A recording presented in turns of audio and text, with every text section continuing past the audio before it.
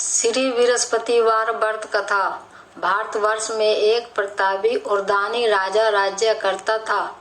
वह नित्य गरीबों और ब्राह्मणों की सहायता करता था। यह बात उसकी रानी को अच्छी नहीं लगती थी। वह न ही गरीबों को दान देती, न ही भगवान का पूजन करती थी और राजा को भी दान देने से मना किया करती थी। एक दिन राजा शिकार खेलने वन को गए हुए थे तो रानी महल में अकेली थी। उसी समय बृहस्पति देव साधु वेश में राजा के महल में भिक्षा के लिए गए और भिक्षा मांगी।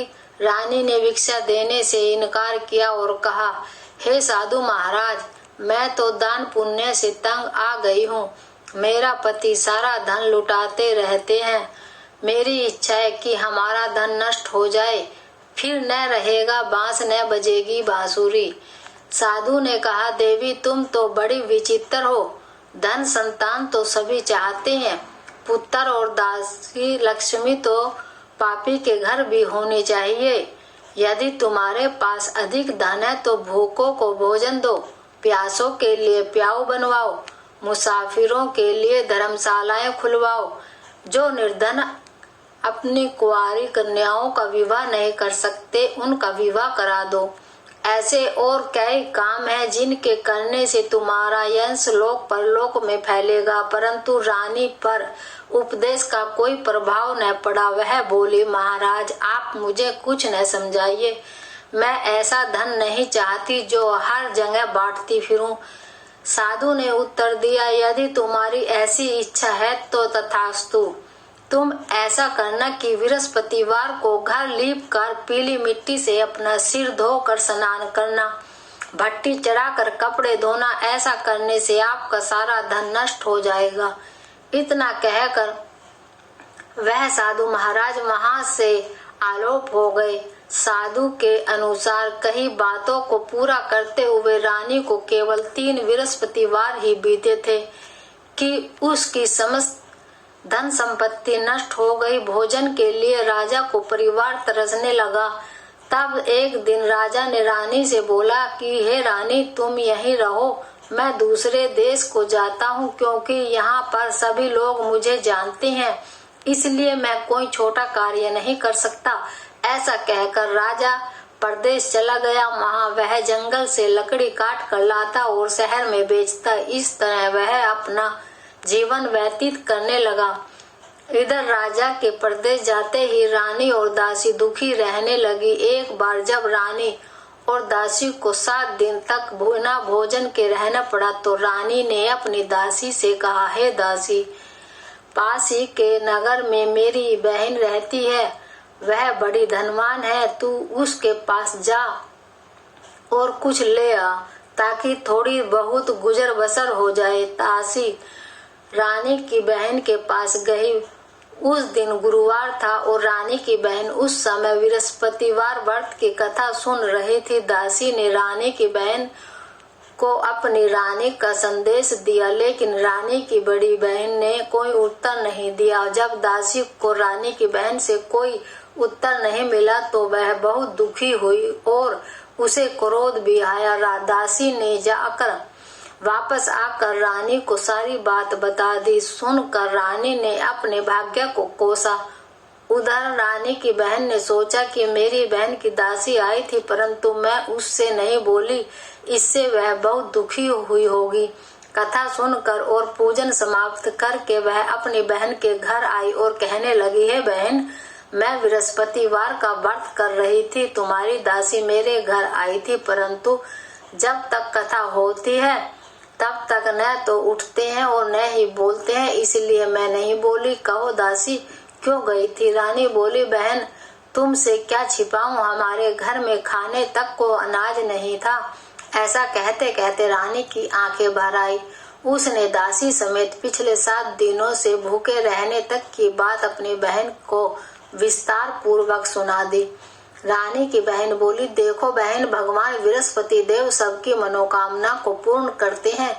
देखो शायद तुम्हारे घर में अनाज रखा हो। पहले तो रानी को विश्वास नहीं हुआ पर बहन के आग्रह करने पर उसने अपनी दासी को अंदर भेजा और उसे सचमुच अनाज से भरा एक घड़ा मिल गया। यह देखकर दासी को बड़ी हैरानी हुई। दासी रानी से कहने लगी, हे रानी, जब हमको भोजन नहीं मिलता तो हम व्रत ही तो करते हैं, इसलिए क्यों न इनसे व्रत और कथा की विधि पूछ ली जाए ताकि हम भी व्रत कर सके। तब रानी ने अपनी बहन से बृहस्पतिवार व्रत के बारे में पूछा। अपनी बहन ने बताया, बृहस्पतिवार के व्रत में चने की दाल और मुनक्का से विष्णु भगवान का केले की जड़ से पूजन करें तथा दीपक जलाएं, व्रत कथा सुने और पीला भोजन ही करें। इससे बृहस्पति देव प्रसन्न होते हैं। व्रत और पूजन विधि बताकर रानी की बहन अपने घर को लौट गई। 7 दिन के बाद जब वीरवार आया तो रानी और दासी ने व्रत रखा। गुड़साल में जाकर चना और गुड़ लेकर आई, फिर उससे केले की जड़ तथा विष्णु भगवान का पूजन किया। अब पीला भोजन कहाँ से आए, इस बात को लेकर दोनों बहुत दुखी थे। क्योंकि उन्होंने व्रत रखा था, इसलिए बृहस्पति देव उनसे प्रसन्न थे। इसलिए वे एक साधारण व्यक्ति का रूप धारण कर 2 थालों में सुंदर पीला भोजन दासी को दे गए। भोजन पाकर दासी प्रसन्न हुई और फिर रानी के साथ मिलकर भोजन ग्रहण किया। उसके बाद वे सभी गुरुवार को व्रत और पूजन करने लगी। बृहस्पति देव भगवान की कृपा से उनके पास फिर से धन संपत्ति आ गई, परंतु रानी फिर से पहले की तरह आलस्य करने लगी। तब दासी बोली, देखो रानी, तुम पहले भी इस प्रकार आलस्य करती थी, तुम्हें धन रखने में कष्ट होता था, इस कारण सभी धन नष्ट हो गया। और अब जब भगवान बृहस्पति देव की कृपा से धन मिला है तो तुम्हें फिर से आलस्य होता है। रानी को समझाते हुए दासी कहती है कि बड़ी मुसीबतों के बाद हमने यह धन पाया है, इसलिए हमें दान पुण्य करना चाहिए, भूखे मनुष्यों को भोजन कराना चाहिए और धन को शुभ कार्यों में खर्च करना चाहिए, जिससे तुम्हारे कुल का यश बढ़ेगा, स्वर्ग की प्राप्ति होगी और पितर प्रसन्न होंगे। दासी की बात सुनकर रानी अपना धन शुभ कार्यों में खर्च करने लगी, जिससे पूरे नगर में उसका यश फैलने लगा। बृहस्पतिवार व्रत कथा के बाद श्रद्धा के साथ आरती की जाने चाहिए। इसके बाद प्रसाद बांटकर उसे ग्रहण करना चाहिए। एक दिन राजा दुखी होकर जंगल में एक पेड़ के नीचे आसन जमा कर बैठ गया। वह अपनी दशा को याद करके व्याकुल होने लगा। बृहस्पतिवार का दिन था। एकाएक उसने देखा कि निर्जन वन में एक साधु प्रकट हुए। वह साधु भेष में स्वयं बृहस्पति देवता थे। लकड़हारे के सामने आकर बोले, हे लकड़हारे, इस सुनसान जंगल में तू चिंता मगन क्यों बैठा है? लकड़हारे ने दोनों हाथ जोड़कर प्रणाम किया और उत्तर दिया, महात्मा जी, आप सब कुछ जानते हैं, मैं क्या कहूँ? यह कहकर रोने लगा और साधु को अपनी आत्मकथा सुनाई। महात्मा जी ने कहा, तुम्हारी स्त्री ने बृहस्पति देव के दिन बृहस्पति भगवान का निरादर किया है, जिसके कारण रुष्ट होकर उन्होंने तुम्हारी यह दशा कर दी। अब तुम चिंता को दूर करके मेरे कहने पर चलो तो तुम्हारे सब कष्ट दूर हो जाएंगे और भगवान पहले से भी अधिक संपत्ति देंगे। तुम बृहस्पति देव की दिन कथा क्या करो, 2 पैसे के चने मुनक्का लाकर उसका प्रसाद बनाओ और शुद्ध जल से लोटे में शक्कर मिलाकर अमृत तैयार करो। कथा के पश्चात अपने सारे परिवार और सुनने वाले प्रेमियों में अमृत व प्रसाद बांटकर आप भी ग्रहण करो। ऐसा करने से भगवान तुम्हारी सब मनोकामनाएं पूरी करेंगे। साधु के ऐसे वचन सुनकर लकड़हारा बोला, हे प्रभु, मुझे लकड़ी बेचकर इतना पैसा नहीं मिलता जिससे भोजन के उपरांत कुछ बचा सकूं। मैंने रात्रि में अपनी स्त्री को व्याकुल देखा है, मेरे पास कुछ भी नहीं जिससे मैं उसकी खबर मंगा सकूं। साधु ने कहा, हे लकड़हारे, तुम किसी बात की चिंता मत करो। बृहस्पति देव के दिन तुम रोजाना की तरह लकड़ियां लेकर शहर को जाओ।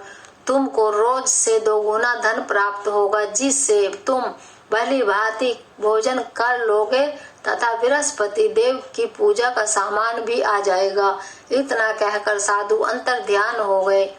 धीरे धीरे समय व्यतीत होने पर फिर वह बृहस्पति का दिन आया। लकड़हारा जंगल से लकड़ी काटकर किसी शहर में बेचने गया। उसे उस दिन और दिन से अधिक पैसा मिला। राजा ने चना गुड़ आदि लाकर गुरुवार का व्रत किया। उस दिन से उसके सभी क्लेश दूर हुए, परंतु जब दोबारा गुरुवार का दिन आया तो बृहस्पति देव का व्रत करना भूल गया। इस कारण बृहस्पति भगवान नाराज हो गए। उस दिन उस नगर के राजा ने विशाल यज्ञ का आयोजन किया तथा शहर में यह घोषणा करा दी कि कोई भी मनुष्य अपने घर में भोजन न बनावे न आग जलावे।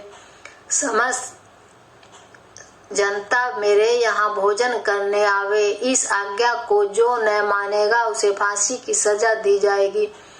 इस तरह की घोषणा संपूर्ण नगर में करवा दी गई। राजा की आज्ञा अनुसार शहर के सभी लोग भोजन करने गए, लेकिन लकड़हारा कुछ देर से पहुंचा, इसलिए राजा उसको अपने साथ घर ले गए और ले जाकर भोजन करा रहे थे तो रानी की दृष्टि उस खूंटी पर पड़ी जिस पर उसका हार लटका हुआ था। वहां पर दिखाई नहीं दिया। रानी ने निश्चय किया कि मेरा हार इस मनुष्य ने चुरा लिया है। इसी समय सिपाहियों को बुलाकर उसको कारागार में डलवा दिया। जब लकड़हारा कारागार में पड़ गया और बहुत दुखी होकर विचार करने लगा कि न जाने कौन से पूर्व जन्म के कर्म से मुझे यह दुख प्राप्त हुआ है, और उसी साधु को याद करने लगा कि जो कि जंगल में मिला था। उसी समय तत्काल बृहस्पति देव साधु के रूप में प्रकट हुए और उसकी दशा को देखकर कहने लगे, अरे मूर्ख, तूने बृहस्पति देव की कथा नहीं करी, इस कारण तुझे दुख प्राप्त हुआ है। अब चिंता मत कर। बृहस्पतिवार के दिन कारागार के दरवाजे पर 4 पैसे पड़े मिलेंगे, उनसे तू बृहस्पति देव की पूजा करना, तेरे सभी कष्ट दूर हो जाएंगे। बृहस्पति देव के दिन उसे 4 पैसे मिले। लकड़हारे ने कथा कही। उसी रात्रि को बृहस्पति देव ने उस नगर के राजा को स्वप्न में कहा, हे राजा, तुमने जिस आदमी को कारागार में बंद किया है वह निर्दोष है, वह राजा है, उसे छोड़ दो। रानी का हार उसी खूंटी पर लटका है। अगर तू ऐसा नहीं करेगा तो मैं तेरे राज्य को नष्ट कर दूंगा। इस तरह रात्रि के स्वप्न को देखकर राजा प्रातः काल उठा और खूंटी पर हार को देखकर लकड़हारे को बुलाकर क्षमा मांगी तथा लकड़हारे को योग्य सुंदर वस्त्र आभूषण देकर विदा कर दिया। बृहस्पति देव की आज्ञा अनुसार लकड़हारा अपने नगर को चल दिया। राजा जब अपने नगर के निकट पहुंचा तो उसे बड़ा आश्चर्य हुआ। नगर में पहले से अधिक बाग, तालाब, कुएं तथा बहुत सी धर्मशालाएं, मंदिर आदि बन गई है। राजा ने पूछा, यह किसका बाग और धर्मशाला है? तब नगर के सब लोग कहने लगे, यह सब रानी और बांदी के हैं। तो राजा को आश्चर्य हुआ और गुस्सा भी आया। जब रानी ने यह खबर सुनी तो राजा आ रहे हैं तो उन्होंने बांदी से कहा कि यह दासी देख, राजा हमको कितनी बुरी हालत में छोड़ गए थे। हमारी ऐसी हालत देखकर वह लौट न जाए, इसलिए तू दरवाजे पर खड़ी हो जा। आज्ञा अनुसार दासी दरवाजे पर खड़ी हो गई। राजा आए तो उन्हें अपने हाथ लिवा लाए। तब राजा ने क्रोध करके अपनी रानी से पूछा कि यह धन तुम्हें कैसे प्राप्त हुआ है? तब उन्होंने कहा, हमें यह सब धन बृहस्पति देव के इस व्रत के प्रभाव से प्राप्त हुआ है। राजा ने निश्चय किया कि 7 रोज बाद तो सभी बृहस्पति देव का पूजन करते हैं, परंतु मैं प्रतिदिन 3 बार कहानी तथा रोज व्रत क्या करूंगा। अब हर समय राजा के दुपट्टे में चने की दाल बंधी रहती तथा दिन में 3 बार कहानी कहता। एक रोज राजा ने विचार किया कि चलो अपनी बहन के यहाँ हो आए। इस तरह निश्चय कर राजा घोड़े पर सवार हो अपने बहन के यहाँ को चलने लगा। मार्ग में उसने देखा कि कुछ आदमी एक मुर्दे को लिए जा रहे हैं। उन्हें रोक कर राजा कहने लगा, अरे भाइयों, मेरी बृहस्पति देव की कथा सुन लो। वे बोले, लो, हमारा तो आदमी मर गया है, इसको अपनी कथा की पड़ी है। परंतु कुछ आदमी बोले, अच्छा कहो, हम तुम्हारी कथा भी सुनेंगे। राजा ने दाल निकाली और जब कथा आधी हुई थी कि मुर्दा हिलने लग गया और जब कथा समाप्त हो गई तो राम राम करके मनुष्य उठकर खड़ा हो गया। आगे मार्ग में उसे एक किसान खेत में हल चलाता मिला। राजा ने उसे देख और उससे बोला, अरे भैया, तुम मेरी बृहस्पति देव की कथा सुन लो। किसान बोला, जब तक मैं तेरी कथा सुनूंगा तब तक 4 हरैया जोत लूंगा। जा अपनी कथा किसी और को सुनाना। इस तरह राजा आगे चलने लगा। राजा के हटते ही बैल पछाड़ खाकर गिर गए तथा किसान के पेट में बड़ी जोर से दर्द होने लगा। उस समय उसकी माँ रोटी लेकर आई। उसने जब यह देखा तो अपने पुत्र से सब हाल पूछा और बेटे ने सभी हाल कह दिया तो बुढ़िया दौड़ी दौड़ी उस घुड़सवार के पास गई और उससे बोली कि मैं तेरी कथा सुनूंगी, तू अपनी कथा मेरे खेत में चल कर ही कहना। राजा ने बुढ़िया के खेत में जाकर कथा कही, जिससे सुनते ही वह बैल उठ खड़ा हुआ तथा किसान के पेट का दर्द भी बंद हो गया। राजा अपनी बहन के घर पहुंचा। बहन ने भाई की खूब मेहमानी की। दूसरे रोज प्रातः काल राजा जगा तो वह देखने लगा कि सब लोग भोजन कर रहे हैं। राजा ने अपनी बहन से कहा, ऐसा कोई मनुष्य है जिसने भोजन नहीं किया हो? मेरी बृहस्पति की कथा सुन। बहन बोली, है भैया, यह देश ऐसा ही है कि पहले यहाँ लोग भोजन करते हैं, बाद में अन्य काम करते हैं। अगर कोई पड़ोस में हो तो देख आऊं। वह ऐसा कहकर देखने चली गई, परंतु उसे कोई ऐसा व्यक्ति नहीं मिला जिसने भोजन न किया हो।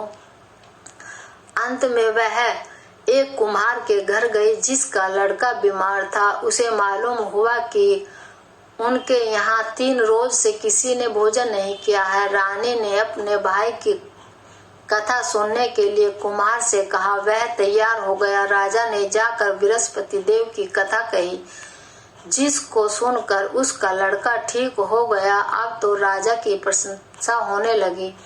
एक रोज राजा ने अपनी बहन से कहा कि हे बहन, हम अपने घर को जाएंगे, तुम भी तैयार हो जाओ। राजा की बहन ने अपनी सास से कहा।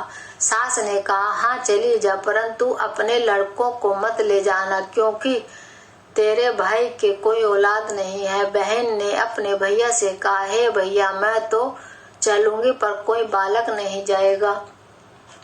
राजा बोला, जब कोई बालक नहीं चलेगा तब तुम ही क्या करोगी?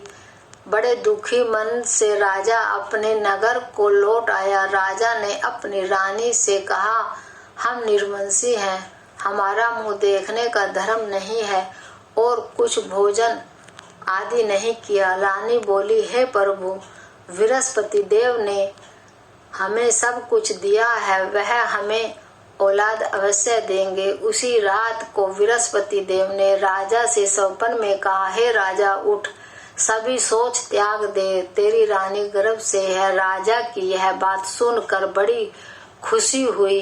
9वें महीने में उसके गर्भ में एक सुंदर पुत्र पैदा हुआ। तब राजा बोला, हे रानी, स्त्री बिना भोजन के रह सकती है पर बिना कहे नहीं रह सकती। जब मेरी बहन आवे तुम उससे कुछ कहना मत। रानी ने सुनकर हाँ कर दिया। जब राजा की बहन ने यह शुभ समाचार सुना तो वह बहुत खुश हुई तथा बधाई लेकर अपने भाई के यहाँ आई। तभी रानी ने कहा, घोड़ा चढ़कर तो नहीं आए, गधा चढ़ी आई। राजा की बहन बोली, भाभी, मैं इस प्रकार न कहती तो तुम्हें औलाद कैसे मिलती? बृहस्पति देव ऐसे ही है, जैसी जिसके मन में कामनाएं हैं सभी को पूर्ण करते हैं। जो सद्भावना पूर्वक बृहस्पति देव वार का व्रत करता है एवं कथा पढ़ता है तथा सुनता है, दूसरों को सुनाता है, बृहस्पति देव उसकी सभी मनोकामना पूर्ण करते हैं। जैसी सच्ची भावना से रानी और राजा ने उनकी कथा का गुणगान किया तो उनकी सभी इच्छाएं बृहस्पति देव जी ने पूर्ण की थी। इसलिए पूर्ण कथा सुनने के बाद प्रसाद लेकर जाना चाहिए। हृदय से उसका नमन करते हुए जयकारा बोलना चाहिए। बोलो बृहस्पति देव की जय, भगवान विष्णु की जय।